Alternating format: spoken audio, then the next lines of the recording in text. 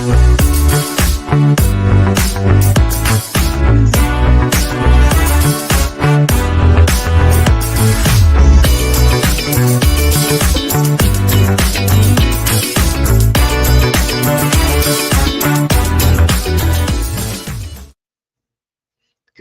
morning, everybody. Happy Friday to everyone.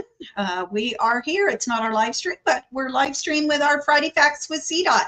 And it's Mary Jo and Sandy here. I should put Sandy's name up on the description, but we have your two executive directors here with none other than Adair Christensen, who is with CDOT. And Adair, good to see you in person on Wednesday at the open house. So do you have any follow-up from the open house? I looked like a good attendance. Yeah, we had a pretty good attendance on Wednesday evening. We had a bunch of our CDOT engineers, some CDOT folks from headquarters, our regional transportation director, Julie Constant there. So a bunch of CDOT folks. And then we also had the town of Pagosa and our lovely Cone Zone Committee with Pagosa Main Street Board. So it was a good night with a lot of information coming from all different directions. One of the big announcements, I mean, it's not too big of an announcement, but it's just on the more positive side. We wanted to share that that night we were at 97 working days. There's 140 total working days on this project. And today we're up to 99 working days. That means we're near 30% completion. And some other good news coming out of that messaging is that we didn't expect to be pouring concrete at this time, this early on in the project. So a lot of the utilities we were hesitant about, thinking that a lot of issues would arise with digging up those underground utilities. Those operations have went a little smoother than our contractors had planned for. And that's why you're seeing the concrete paving going on, as we are moving along and kind of ahead of schedule as far as where we were expecting to be with the concrete pouring. So that's all great news. That is really great news. So good to hear. I know everybody would like it to be done, but not yet. But still quite a bit to go before. So tell us, where we are actually now in the project and what's coming up in the next week or two. Yeah, so you'll see those long strips of concrete being poured downtown. No, we are not building a bicycle racetrack. It's kind of deceiving. They're skinny and long. And I even had questions with our contractor, why not pour them more block by block instead of a few blocks at a time. And the reason being for those long, skinny strips of concrete is that it helps with the smoothness of the surface after we're done. If we pour a few blocks at a time and just stop, that creates a transition that can become bumpy over time, a little rougher ride. So if we can get the long strips going, it means a smoother ride in the end for everyone. So that's why we're pouring it like that. And you can expect to see those nighttime concrete pouring operations continue through next week, continue through the next few weeks until we're done. So 7 to 7 at night, big trucks coming in, big concrete pours. There'll be smaller concrete pours during the day, but it shouldn't affect traffic too much. You can still expect to see intermittent 15-minute delays if necessary, but traffic should be flowing how you have been seeing it flowing downtown. Okay, all right. Well, that's exciting. Yes.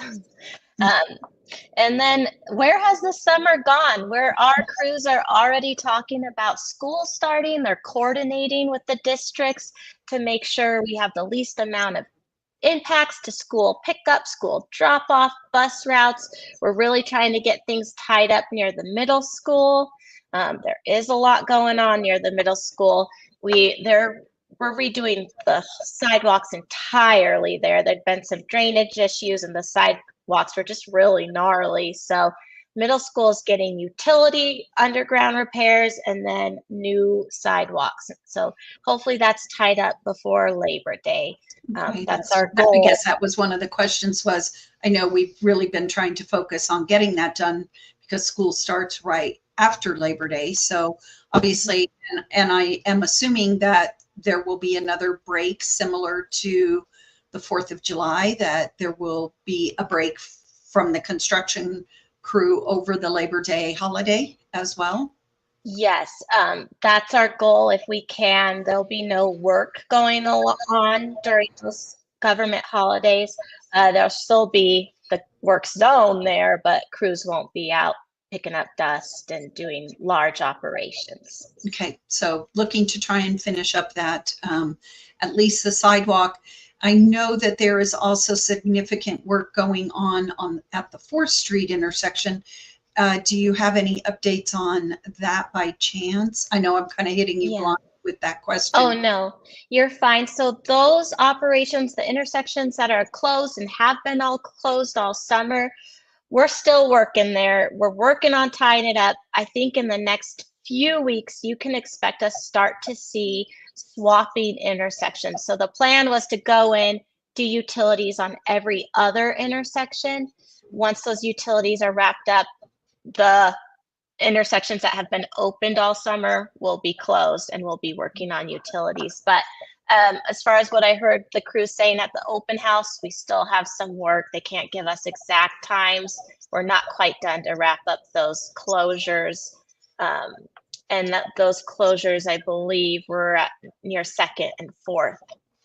Okay. Yeah. And then, obviously with school coming on, and the intent to work on closing Lewis Street, I'm assuming we're working to try and get that alternate traffic control pattern in place, should that happen when school starts. Yes, there'll be more details coming out about that. I'm not too sure if they even on their end have the details tied down, but we'll be sure to let the public know.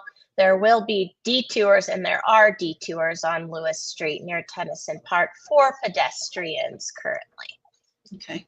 All right. Well, I know the summer has gone and we continue to work, and we obviously want to continue to work as much as we can to get as much as we can done, so this project continues to move forward. So, Adair, anything that came out of the meeting on Wednesday that we might want to highlight or touch on today? Yeah, the meeting, if you weren't there, it was a good chance to see this is a big project, but there's a lot of different agencies coming in to get their work that they need done completed. So the town has some work they're asking the contractor to do, CDOT mainly focusing on the road surface. So you got to really see who is responsible and funding what. The most exciting thing to hear for me was the beautification and what to expect from the town's work being done. The town of Pagosa had some wonderful display boards. I think those will be available to the public soon. But the town will be doing new roadway surfaces for smaller segments along Hot Springs Boulevard, South 5th Street, South 7th, and South 8th will get new concrete. The other roads will be asphalt, and that includes curb and gutter. So not only is US 160 or Pagosa Main Street getting some improvements, some of the side streets will be getting surface treatment improvements. And then 300 and 400 blocks, actually all through town, will see new light poles that will be able to hold decorative banners. The light poles will look a little nicer, less industrial. And then between the 300 and 400 blocks, the town is going to make sure those light poles have hooks for hanging baskets, which maybe that's exciting. And fiber optic conduit, that's part of the town's project. That's going to go all along Main Street. And then also utility work. There was a bunch of information on the types of utility work the town and PAWS is getting done. Storm drains, water lines, sewer improvements, geothermal. Okay, all right. What else that came out of that open house? Anything else? It was just a really good evening. I'm sure there'll be more open houses and events to come. If you didn't go to this one, it's a great chance to get there and get your questions answered in person with the experts. I'm no engineer. I get all my information from the engineers and contractors, but on Wednesday night, you were able to go directly to the contractors, CDOT engineers, headquarters staff, and ask your questions. So I saw a lot of business owners, community members having great discussions and conversations with the attendees that were there. Great. Okay.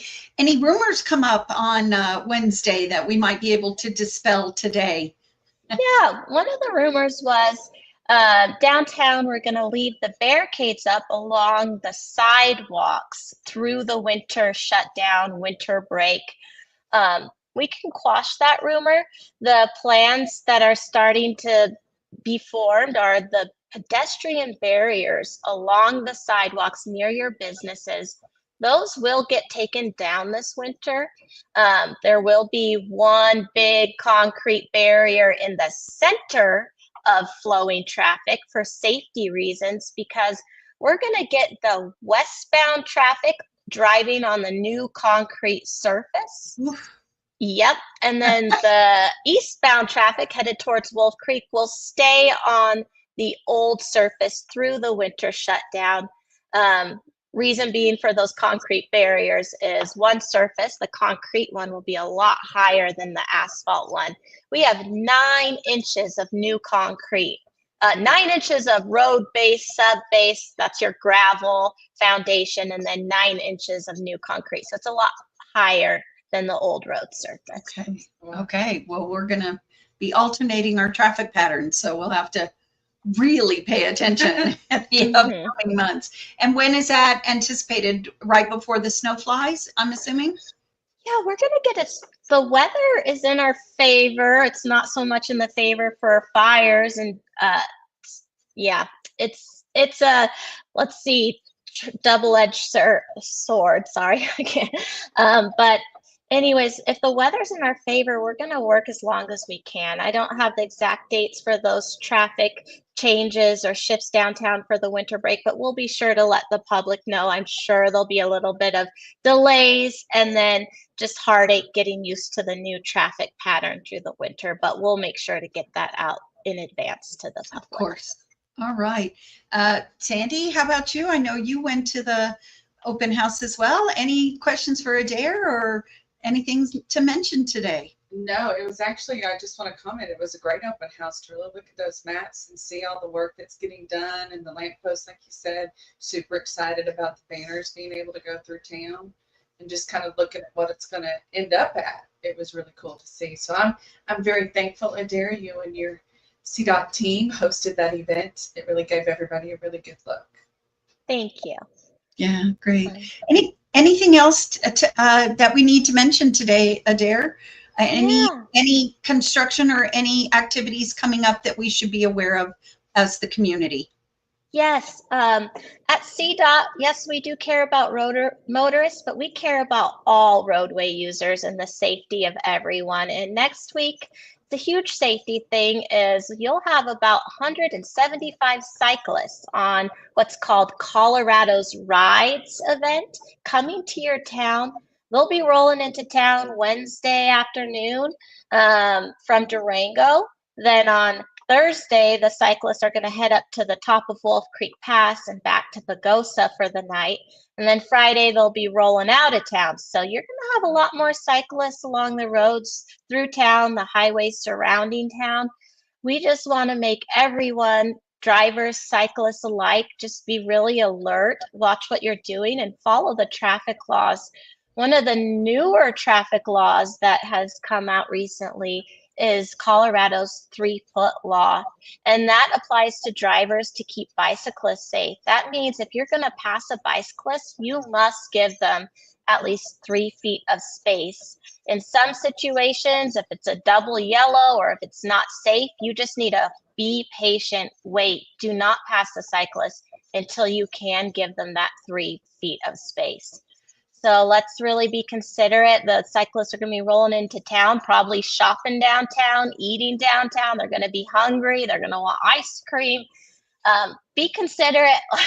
Welcome them to your town, and then everyone just share the road.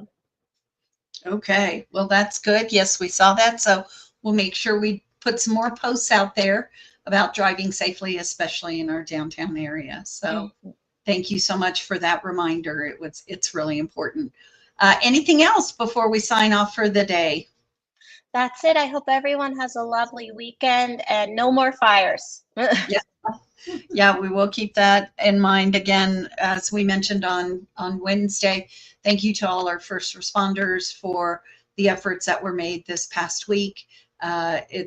We dodged a really big bullet. I know several people were affected with smaller structures, but we're really grateful as a whole from the community. So thanks again to all our first responders, in particular our wildland firefighters, our local fire department, and our sheriff's office and search and rescue. All of them just did a great job. So we're very grateful. So, all right, Adair, thank you as well. And again, thanks so much to CDOT and crew and WW Clyde for hosting the open house, and Main Street, of course, for hosting the open house, and the town of Pagosa Springs. It's important as we continue through this process to be informed, to know what is happening, to know the status of the project, what's coming up in the future, and how it affects all of us. So thank you for continuing to do this and putting out as much information as you possibly can. Absolutely. Thank you. We'll talk to you next week. Okay. Thank you, Adair. And thank you again next Friday for our live stream with our Friday Facts with CDOT. Everybody have a great week, and let's cross our fingers, maybe a little bit of rain like we got last night. Thank you. Have a great week.